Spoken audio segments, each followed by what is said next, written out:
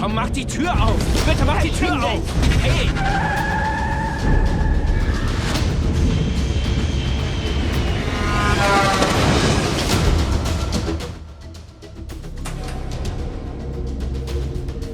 Dein Blut zirkuliert nicht mehr durch deinen Körper. Langsam sterben deine Gehirnzellen. Die Verwesung deines Körpers hat bereits begonnen. Du bist tot. Ich bin nicht tot. Lassen Sie mich gehen. Bitte. Du willst es immer noch nicht wahrhaben. Die anderen sehen dich nur als toten Körper auf diesem Tisch. Nur ich sehe dich, wie du wirklich bist. Aber ich bin nicht tot!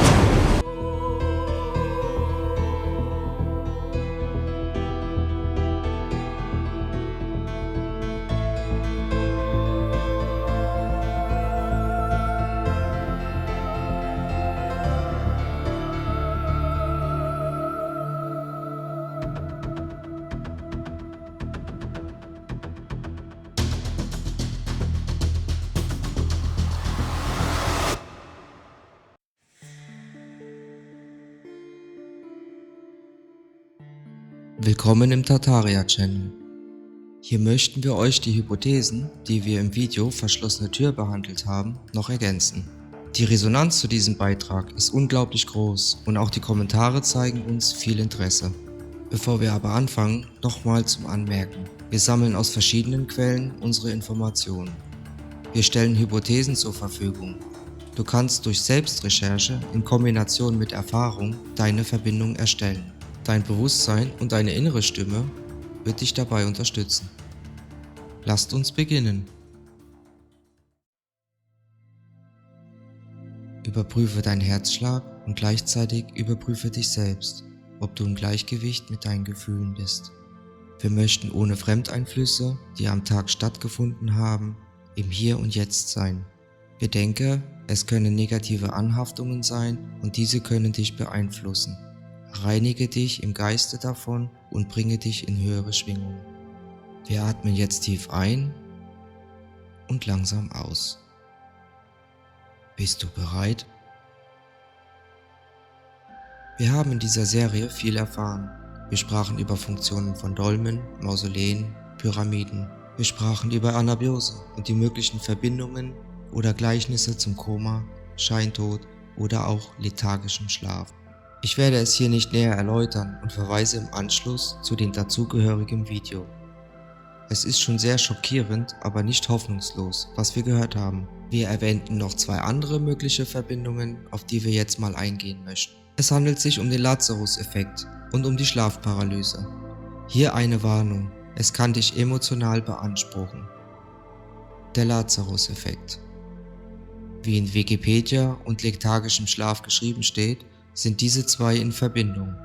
Der Lazarus, so steht es in Wiki, ist der Name zweier biblischer Gestalten. Lazarus von Bethanien wurde gemäß dem Johannesevangelium von Jesus von den Toten auferweckt. Der arme Lazarus kommt in einem von Jesus dargelegten, im Lukasevangelium berichteten Gleichnis vor. Auf die Gestalt Lazarus von Bethanien gehen zahlreiche Legenden zurück. Er ist der Patron der Totengräber. Nach dem aufgeweckten Lazarus wurden der Lazarus-Effekt, die Wiederauffindung von Tierarten, die als ausgestorben galten, und das Lazarus-Phänomen, das einer scheinbaren Auferstehung benannt. Uns interessiert hier das genannte Lazarus-Phänomen. Beschreibung: In der internationalen Literatur wird der Begriff vorrangig für das spontane Wiedereinsetzen einer Kreislauffunktion bei bereits für tot gehaltenen Patienten verwendet. Alle veröffentlichten Fälle ereigneten sich nach einer Herz-Lungen-Wiederbelebung, Reanimation, die scheinbar erfolglos abgebrochen wurde. Diese Form des Lazarus-Phänomens wird also bei den Lebenden beobachtet, deren Tod aufgrund unsicherer Todeszeichen irrtümlich angenommen wurde. Im deutschsprachigen Raum wird der Begriff auch für scheinbare, bei hirntoten Patienten verwendet. Dabei handelt es sich um spontane oder durch Berührung auslösbare reflektorische Bewegungen. Sie treten meist an Armen oder Beinen, seltener auch am Rumpf auf und können in Einzelfällen wie eine gerichtete Bewegung wirken. Obgleich sie zu den typischen Erscheinungen beim Hirntod zählen, können sie bei Angehörigen und Mitarbeitern der Intensivstationen leicht als Lebenszeichen fehlinterpretiert und zu einer psychischen Belastung werden. Es gibt zu Genüge auch hier Berichte, in denen scheinbar tot festgestellte oder geglaubte wieder erwachen, nach kurzem oder längerem Zeitraum. Patienten sind in einem Zustand, in dem sie von sich aus oder auch durch äußerliche Einflüsse Reaktionen aufweisen, aber in der Regel ohne Bewusstsein sind. Das Erwachen erfolgt, sobald der Körper und das Bewusstsein wieder miteinander zusammenarbeiten. Hier gehe ich auch von einer Regenerationsstarre aus. Dieser Effekt wird noch anderweitig genannt, wie in diesem Beispiel. Der Dr. Robert E. Cornish machte umstrittene Experimente zur Wiederbelebung von Hunden und Menschen. Er war sehr hochbegabt und er hatte schon früher seine Abschlüsse erhalten. Er promovierte schon mit 22 als Arzt und Wissenschaftler. Er arbeitete an Verbesserungen von Lesebrillen, die auch unter Wasser taugten, und an verbesserten Linsen. Das war ihm nicht gut genug und er wollte den Durchbruch im Bereich Reanimation schaffen. Er wollte Tote wieder zum Leben erwecken und begann 1932 mit seinen Lazarus-Experimenten. Anders als Wladimir Chemchuk beschrieben, hat Cornish die Patienten gekühlt, also auf Eis gelegt, und sie dann versucht wiederzubeleben. Er erkannte, dass dies nicht funktionierte und erwärmte die Patienten später. Ich möchte mich nicht vertiefen, was er getan hat. Wichtig ist zu erwähnen, dass er es dann mit Hunden so weit versuchte, dass diese entweder leicht bis kurze Lebensdauer erhielten. Einen ausführlichen Beitrag werden wir verlinken. Auch in der Physik wird von dem Lazarus-Effekt gesprochen. Hier heißt es in Wiki: Der Lazarus-Effekt, Lazarus-Phänomene, ist in der Reanimation Wiederbelebung von Siliziumdetektoren bei tiefen Temperaturen. Die Erklärung für den Lazarus-Effekt liegt im Verständnis der Dynamik der Strahlungsschäden im Kristallgitter. Bei Zimmertemperatur können solche Gitterstörungen die entstandenen Ladungsträger kurzzeitig einfangen. Durch Wechselwirkungen, zum Beispiel Gitterschwingungen, können die Haftstellen wieder ionisiert werden und die gefangenen Ladungsträger gelangen nach einer bestimmten Zeit wieder in das Leitungs- bzw. das Valenzband. Hier verweise ich auf den genannten Artikel Raising the Dead Detectors aus dem CERN-Kurier. Viele werden hier die Zusammenhänge vielleicht nicht verstehen. Wir können es hier nicht ausführlich behandeln, aber angemerkt sei Folgendes: Der Teilchenbeschleuniger in der Schweiz ist kein Einzelprojekt, sondern ein Netzwerk. Wenn du jetzt die Bedeutung Lazarus erkannt hast und warum, ist die Überschrift Auferstehung der toten Detektoren. Ich nenne das Ding mal Korn, und was steckt dahinter? Ich nenne es deswegen so, weil ich es nicht beim Namen nennen möchte. Im Trailer und in unserer Serie Mandela-Effekt wurde einiges erwähnt und es werden noch weitere Folgen kommen, um dies zu vertiefen. Korn, wie auch Pyramiden, sogenannte Kirchen usw. liegen in der Regel auf Leylinien, auch Kraftlinien genannt. Warum? Was sind Leylines? Hier gab es viele Anfragen zu diesem Thema und es wird demnächst auch ein Video erscheinen, wo dieses behandelt wird. Was auch interessant ist zu erwähnen, ist die Hypothese zum Thema Stasis-Zustand. Es wird berichtet über Wesen und Menschen, die ihren Körper in einem Stasis-Zustand gebracht haben und sich nach einer selbst festgelegten Zeit wieder erwachen. Davon berichten Mönche, die sich im tibetischen Raum befinden. Das Himalaya-Gebirge ist auch ein interessanter Ort, wo sich viele Geheimnisse verbergen. Es sollen auch versteckte Höhlen geben, die energetisch vom Menschen unerkennbar und unzugänglich geschützt sind. Es gibt auch Berichte, wo man Mönche in Meditationshaltung sieht und der physische Zustand keine Verwesung aufweist. Atmen wir mal wieder tief durch und überprüfen uns. Ein interessantes Phänomen ist die Paralyse oder auch Schlafparalyse genannt. Bei der Schlafparalyse, auch Schlafstarre oder Schlaflähmung, ist die Skelettmuskulatur während des Schlafs gelähmt. Das dient zum Schutz des Körpers. Es verhindert, dass geträumte Bewegungen tatsächlich ausgeführt werden. Beim Aufwachen verschwindet die Lähmung sofort und es wird nichts wahrgenommen. Vereinzelt wird die Lähmung auch bewusst erlebt, entweder kurz vor dem Einschlafen oder nach dem Aufwachen.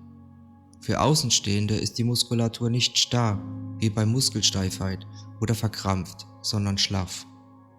Falls man sie so oft bewusst erlebt, spricht man von einer Schlafstörung. Oft wird das Wort Schlafparalyse für die Störung verwendet. Die normale Lähmung, die man nicht wahrnimmt, wird eher als REM-Atonie bezeichnet. Entsprechend heißt die Störung im Englischen Sleep Paralysis, die natürliche Lähmung REM Atonia.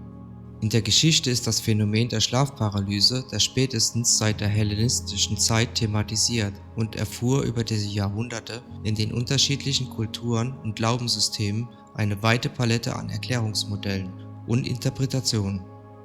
So sah man in dem antiken Griechenland Magen- und Verdauungsprobleme als auslösend an, während im alten Rom und Ägypten Schuldgefühle für die Schlafparalyse verantwortlich gemacht wurden. Sehr verbreitet durch alle Kulturen war die Vorstellung, dass ein Dämon auf der Brust des Schlafenden sitzt und ihm so die Luft zum Atmen nimmt. In Europa gab es die Vorstellung von Nachtalb oder Inkubus, der seine Opfer im Schlaf heimsucht. In Mexiko und bei den Yoruba waren es Hexen, in Südostasien die Geister der Verstorbenen und in Irland und Schottland sogenannte Hags. Noch heute wird die Schlafparalyse in Teilen der Vereinigten Staaten und in Kanada vor allem auf dem Neufundland als Old Hag Attack bezeichnet. Im modernen Japan ist das Phänomen als Kanashibari bekannt, was in etwa noch immer festgebunden heißt. Man redet hier auch noch von luzidem Träumen, weil die so realistisch auf den Betroffenen wirken und sich auch leicht körperlichen und verbalen Aktionen äußert. Diese sind meist bei jüngeren Menschen vorhanden. Ursachen sind auch nach unterschiedlichen Studien, zum Beispiel Stress, Alkohol, Schlafmangel. Es ist ein Phänomen und wie schon gesagt, kann es aber auch andere Ursachen haben. Hier ist auch eine Hypothese von Wesenheiten, die es ausnutzen, da du dich in einem anderen Zustand befindest. Betroffene lernen mit der Zeit, mit dieser Situation umzugehen und finden Lösungen, sich aus dieser schier scheinbar ausweglosen Situation sich zu befreien. Wenn dem so ist, fragen wir dich, was macht dich angreifbar? Manche beschreiben zum Beispiel, dass sie einen normalen Traum haben und es schön ist. Doch dann merkt man, dass etwas nicht stimmt. Zum Beispiel hat sich ein Wesen als einen falschen Menschen ausgegeben und tritt dann zum Vorschein, wenn es eine geringe Reichweite zu dir selbst hat. Oder du denkst, du schläfst und du schaust aber in dein Zimmer und merkst, dein Puls steigt an. Du fängst an zu zittern und du willst schreien, aber es geht nicht. Dann spürst du eine Anwesenheit. Erinnerst du dich noch am Anfang vom Video, wie wir sagten, reinige dich von Anhaftungen, sei im Gleichgewicht und schwinge hoch? Dies ist kein auswegloser Zustand. Du hast immer die Kontrolle, wurde gesagt. Die Betroffenen, die heute wieder normal schlafen können, haben mit unterschiedlichsten Methoden den Weg daraus gefunden. Sie beten zum Gott oder meditieren oder stellten auch ihr Leben um. Die hier genannten Hypothesen zeigen, dass es mehr geben könnte, die in den heutigen Alltag nicht so offensichtlich erscheinen. Daher lass dein Ego im Hintergrund und stärke dein Bewusstsein. Beobachte deinen Tag und deine Nacht bewusst. Pass gut auf dich auf. In diesem Sinne, eine gute Zeit wünscht dir dein Tartaria-Team. Bis zum nächsten Mal.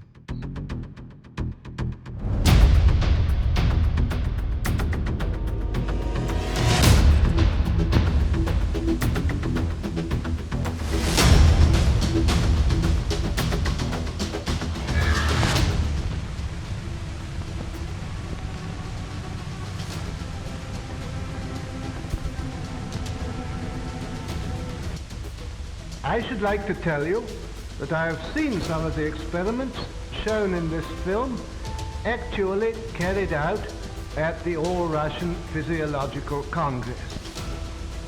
As you can imagine, technique is everything.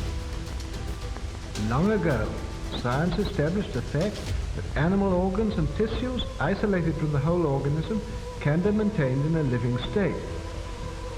But in order to achieve this, special artificial conditions must be created.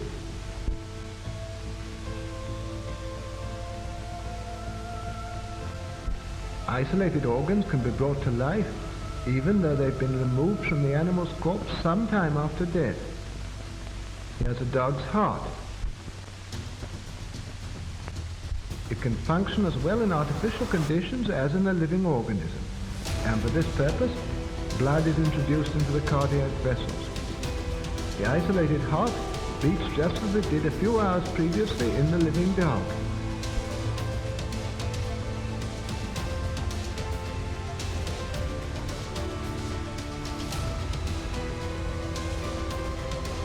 The following experiment is conducted on lungs taken from an animal.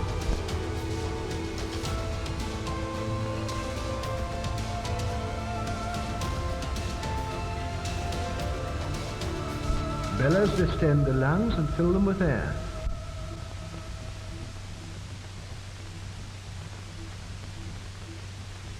The venous blood is forced into the lungs by the action of the pump. The dark venous blood passes through this tube. In the lungs, it takes up oxygen and becomes arterial blood.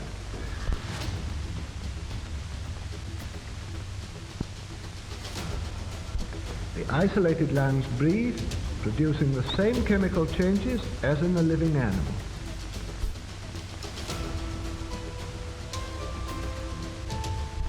An animal's head can also live in the isolated condition. Here is the plan of the experiment. The arterial pump takes arterial blood from the reservoir to the head, while the venous pump drains off the venous blood. The blood is arterialized in the reservoir, where there is a steady flow of oxygen.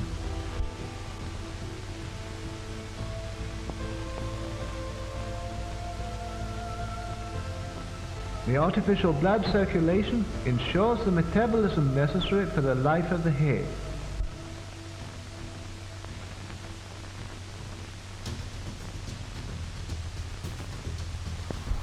The isolated head lives on for hours and reacts to external stimuli.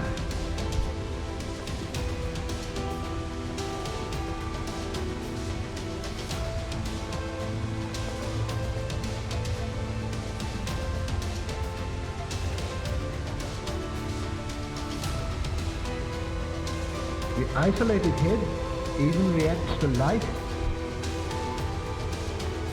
and to sound.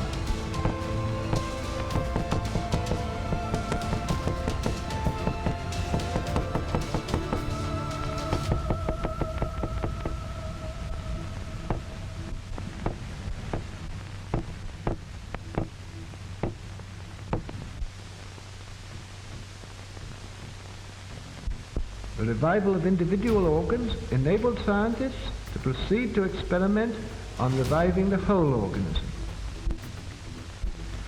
The revival of the whole organism can be achieved with the help of an apparatus called the autojector. The autojector carries out the functions of the heart and lungs. We begin the experiment of revival. The experiment is carried out on a dog.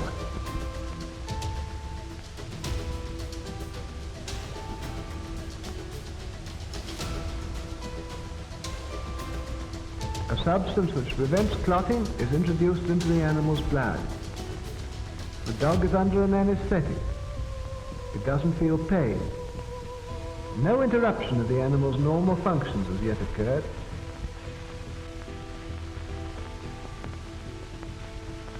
The dog reacts to touch.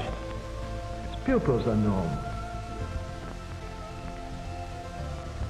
A special apparatus, the kymograph, registers the breathing and the function of the dog's heart. The pulse and breathing are normal. The experiment begins. All the blood is drained off through the carotid artery.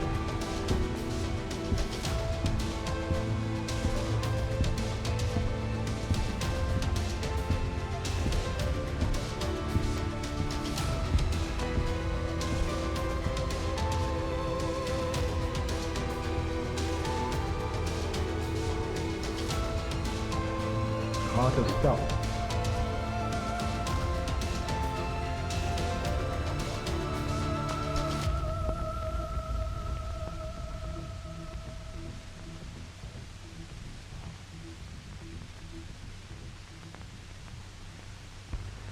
This is one of the animal's last gasps.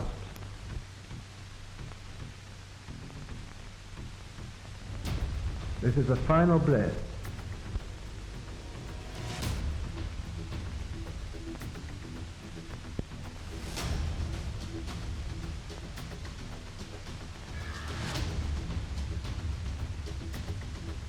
The dog is dead.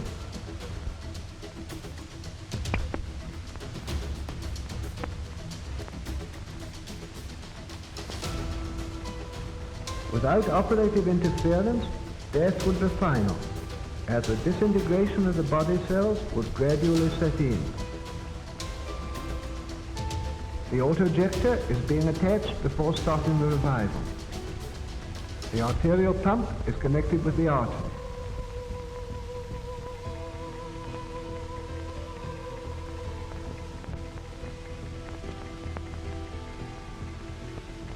The venous pump is connected with the vein.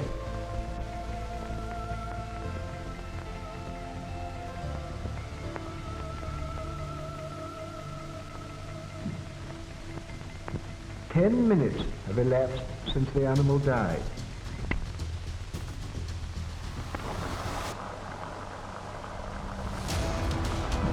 The blood removed from the animal is pumped back into its vessels by the auto-ejector.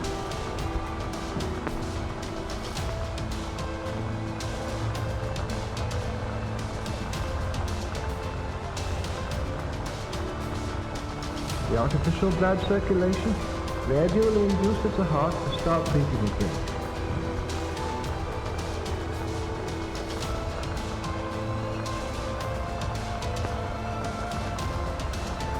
The heart's action begins to be normal.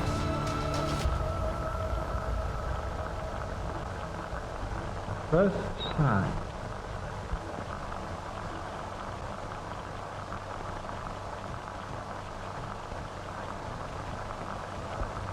The respiration is gradually restored.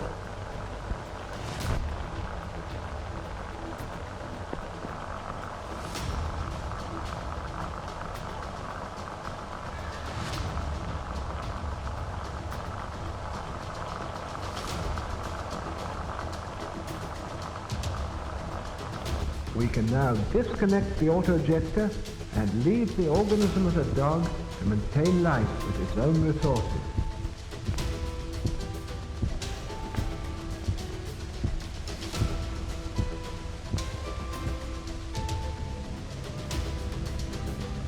The dog is still weak and can't move.